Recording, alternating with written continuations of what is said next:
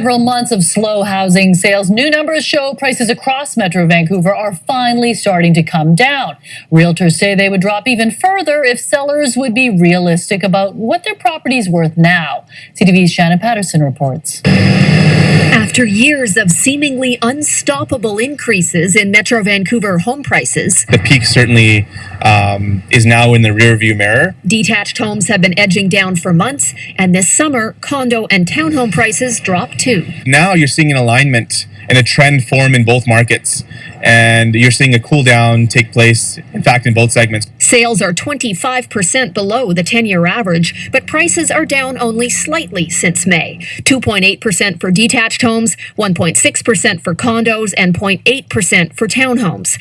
Realtors say those numbers are deceiving. It's almost hard to quantify prices to some extent because there's very few selling. Steve Soretsky says many sellers simply don't want to face reality. You're just seeing a house was listed, maybe it was listed for 4 or 5 months, they take it off the market, they relist it at a lower price, but the buyer's still looking at that and saying, well, that's not low enough yet, so it just kind of sits there again. You have sellers that are unfortunately in the mindset of what, securing a price that their neighbors got perhaps earlier this year.